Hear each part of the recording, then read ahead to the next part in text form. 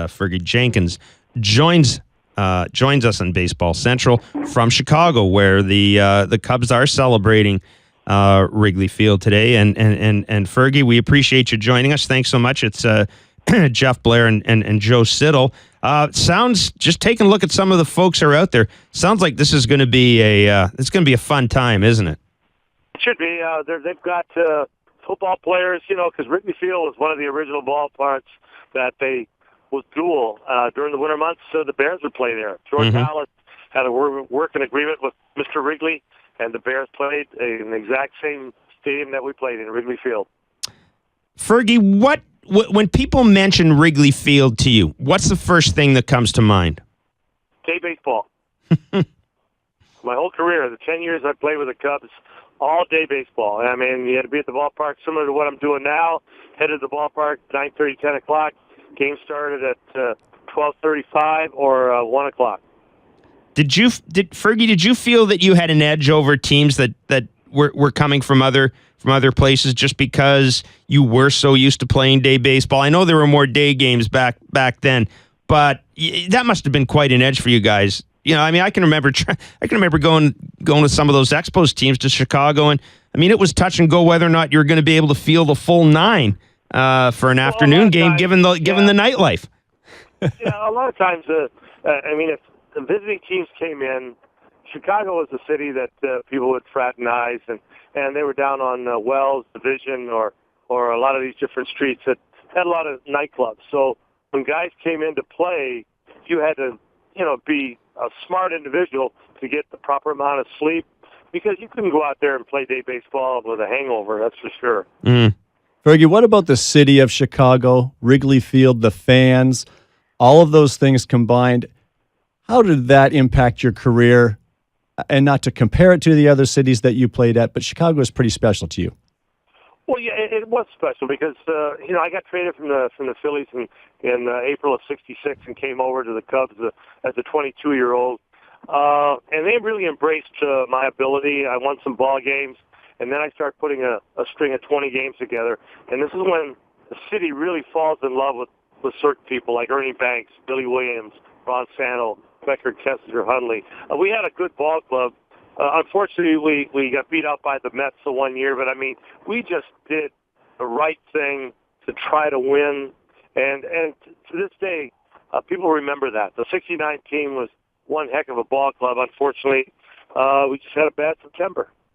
Fergie Jenkins joining us on Baseball Central. It is the 100th anniversary of the first opening of Wrigley Field. Fergie's in Chicago along with several other Cubs luminaries. You were 95 and 62 at Wrigley. Your WHIP was 1.146. You had 78 complete games at Wrigley. Was Wrigley when you played? Was it a hitter's park or a pitcher's park? And Fergie, I know it's an older ballpark, but at any point did it change the way it played? Oh, it's a ballpark that hitters love to hit in, but I tried to make it a pitcher's ballpark because of the fact that you knew right away hitters want to hit home runs because the wind blew across or out, that you just had to keep your wits about yourself and concentrate on doing the right thing. Do the right thing, hitter after hitter, and you can't think 3 or 4 hitters in advance. You should know the hitters that are coming up, but let me tell you, you just have to continue to concentrate. Once you lose concentration, you walk people, you give up that extra base hit, your team's behind 1 or 2 runs. It's tough to battle back. Was it easy for you to when you went to Wrigley to turn it into a friendly confine for yourself right away, or was there a learning period when you were there with the Cubs? Well, I think you have to understand that the ballpark, it's your home ballpark, so you got to try to make it friendly for you. But you got to consistently stay ahead of the hitters. Don't walk people, because the fact that Wrigley Field, it can be unforgiving because of the fact that it's a small yard, one of the smallest ballparks in baseball, like Fenway, and if you make a mistake, you're 2 or 3 runs down. Fergie, you're a guy that threw so many complete games that I'm going to guess when you got the ball, you knew you had the ball for 9 innings, and that was your mentality. What's your perspective today on the pitch counts, guarding pitchers, 6 innings, 100 pitches. Oh, we got to get him out of there. How do you feel about that in today's era? Well, sure. I just think that as a starter, Leo DeRocher was a great manager. He kept guys in ball games, myself, Bill Hand, Kenny Holtzman, Rich Nye. If you were in charge of the game, he wasn't going to take you out of the ball game. We only had 9 pitchers on the staff then, 4 starters, 5 in the bullpen. So there'd be a lot of times he'd walk by me either warming up in the bullpen or I would be sitting on the bench. He says, "Don't look for help today. We're giving the bullpen a rest." So that was the kind of confidence that he instilled in me to have me go out there and try to complete a ball game to try to win that day. Fergie, when people talk to you about Wrigley Field and about what it was like to pitch there and what it was like to dominate there and be a guy who knew that when you went out there that day, there was a better than average chance you were going to win. What if you could give me? I mean, you talked about just addressing the hitter you're facing, not getting too far ahead of yourself, focusing on the guy coming up. I know that it's a ballpark where big innings can develop really quickly, but is there a certain type of pitcher that in terms of stuff that needs to be there to succeed at Wrigley Field? Well, I think you have to have decent control.